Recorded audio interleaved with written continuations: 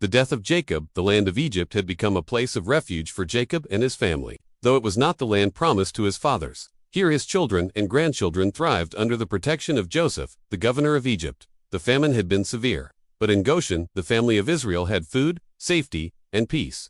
Still, Jacob's heart remained tied to Canaan, the land of promise given by God to Abraham and Isaac. Jacob had grown old. His eyes, once sharp as a shepherd's, had dimmed with years. His body, once strong enough to wrestle all night, now trembled with weakness.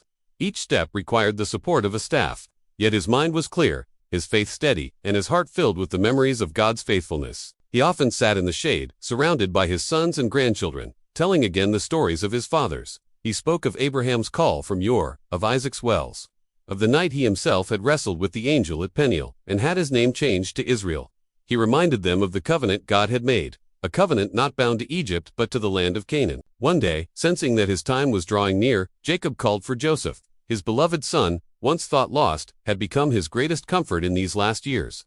When Joseph arrived, dressed in garments of his office, yet humble before his father, Jacob grasped his hand. "If I have found favor in your eyes," Jacob said, his voice raspy, "place your hand under my thigh, and promise that you will show me kindness and faithfulness. Do not bury me in Egypt, but when I rest with my fathers, carry me out of Egypt, and bury me in their burial place." Joseph's eyes filled with tears as he nodded. "I will do as you say, father." But Jacob pressed him again, needing the assurance of an oath. "Swear to me." Joseph swore, and Jacob bowed in worship, leaning on the top of his staff. He knew his body would remain for a time in Egypt, but his bones must return to the cave of Machpelah, where Abraham and Sarah, Isaac and Rebekah, and Leah rested. His story, though long and winding, belonged to the land of promise. Not long after, news reached Joseph that his father was ill. Leaving his duties, Joseph took with him his 2 sons, Manasseh and Ephraim. The servants hurried them into Jacob's dwelling, where the patriarch lay upon his bed. Though his body was frail, his spirit rose when he heard that Joseph had come. Jacob summoned his strength and sat up. His voice carried the weight of both love and prophecy as he spoke. "God Almighty appeared to me at Luz in the land of Canaan and blessed me. He said to me, I will make you fruitful and numerous. I will make you a community of peoples, and I will give this land as an everlasting possession to your descendants after you." Then, looking upon the 2 young men beside Joseph, Jacob continued, "Now then, your 2 sons born to you in Egypt, before I came here, shall be reckoned as mine. Ephraim and Manasseh will be mine, just as Reuben and Simeon are mine. Any children born to you after them shall be yours, but their inheritance will be reckoned through their brothers." Joseph bowed low, honoring his father's words. Jacob asked for the boys to be brought close. His eyesight had grown dim, but he reached out his arms, embracing them with trembling hands.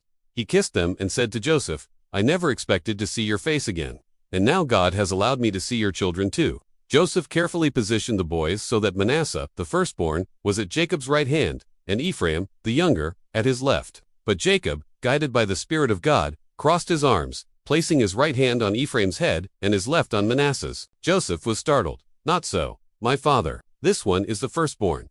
Put your right hand on his head." But Jacob refused. "I know, my son, I know. Manasseh will also become a people, and he too will be great. Nevertheless, his younger brother will be greater, and his descendants will become a multitude of nations." Then Jacob blessed them, saying, "May the God before whom my fathers Abraham and Isaac walked, the God who has been my shepherd all my life to this day, the angel who has delivered me from all harm, bless these boys. May they be called by my name and the names of my fathers, Abraham and Isaac, and may they increase greatly on the earth." Joseph bowed his head, accepting the blessing even though it reversed his expectation. He knew his father's words were not his own, but given by God.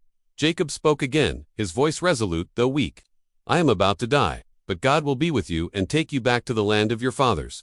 As the days passed, Jacob's strength diminished further. Knowing his end was near, he summoned all his sons. They gathered around his bed: Reuben, Simeon, Levi, Judah, Issachar, Zebulun, Dan, Naphtali, Gad, Asher, Joseph, and Benjamin. Each man stood silently, waiting for their father's final words. Jacob raised his frail hand. "Gather around so I can tell you what will happen to you in days to come." His voice, though faint, carried the weight of prophecy. He addressed each son in turn, speaking blessings and warnings shaped by their character and future. To Reuben, he said with sorrow, "You are my firstborn, my might, the first sign of my strength. But turbulent as the waters, you will no longer excel, for you went up onto your father's bed, onto my couch, and defiled it." To Simeon and Levi, he declared, "Brothers in violence, their swords are weapons of cruelty. Let me not enter their counsel. Cursed be their anger, so fierce, and their fury, so cruel. I will scatter them in Jacob and disperse them in Israel. To Judah, however, Jacob's tone shifted to hope. Your brothers will praise you, your hand will be on the neck of your enemies. The scepter will not depart from Judah, nor the ruler's staff from between his feet, until he to whom it belongs shall come, and the obedience of the nations shall be his. He turned to Zebulun, blessing him with prosperity by the sea. Issachar was described as a strong donkey, bearing burdens. Dan would provide justice but also become a serpent on the path. Gad would be attacked but would triumph. Asher's food would be rich, fit for kings. Naphtali was swift, a free doe with beautiful words. When Jacob spoke of Joseph, his words overflowed with love and exultation. Joseph is a fruitful vine near a spring, whose branches climb over a wall. With bitterness, archers attacked him. They shot at him with hostility. But his bow remained steady, his arm strong, because of the mighty one of Jacob, because of the shepherd, the rock of Israel, because of your father's God, who helps you, because of the Almighty, who blesses you with blessings of the heavens above, blessings of the deep that lies below, blessings of the breast and womb. The blessings of your father are greater than the blessings of the ancient mountains. Let all these rest on the head of Joseph, on the brow of the prince among his brothers. Finally, Jacob turned to Benjamin. Benjamin is a ravenous wolf. In the morning, he devours the prey, in the evening, he divides the plunder. With these words, Jacob blessed each of his sons, giving them their share, and speaking into their destinies. His strength waned, but his purpose was fulfilled. Then Jacob commanded them, I am about to be gathered to my people. Bury me with my fathers in the cave in the field of Ephron the Hittite, the cave in the field of Machpelah, near Mamre in Canaan, which Abraham bought as a burial place. There Abraham and Sarah were buried. There Isaac and Rebekah were buried. And there I buried Leah. The field and the cave were bought from the Hittite. Having finished his commands, Jacob drew his feet up into the bed. With a final breath, surrounded by his sons, he passed away and was gathered to his people. The room was filled with silence, broken only by the sound of weeping. Joseph fell upon his father's face, weeping bitterly and kissing him. Joseph ordered the physicians to embalm his father, and 40 days were required.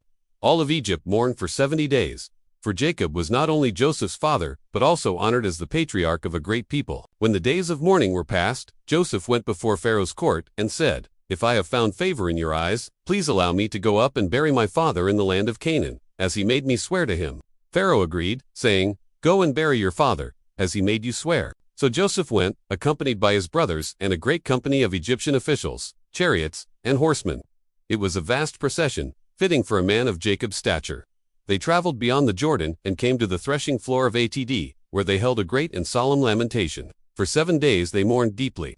The Canaanites who observed the mourning said, The Egyptians are holding a solemn ceremony of mourning.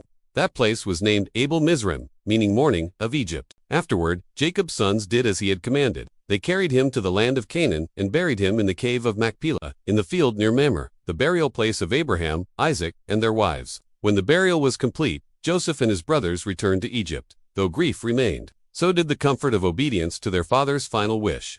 Jacob's journey had ended, but his legacy lived on in his sons, who would become the 12 tribes of Israel. For Joseph, the death of his father was a profound wound, but also a reminder of God's faithfulness. He often looked toward Canaan, remembering the promise. Though he remained in Egypt, he knew the covenant of God would not fail.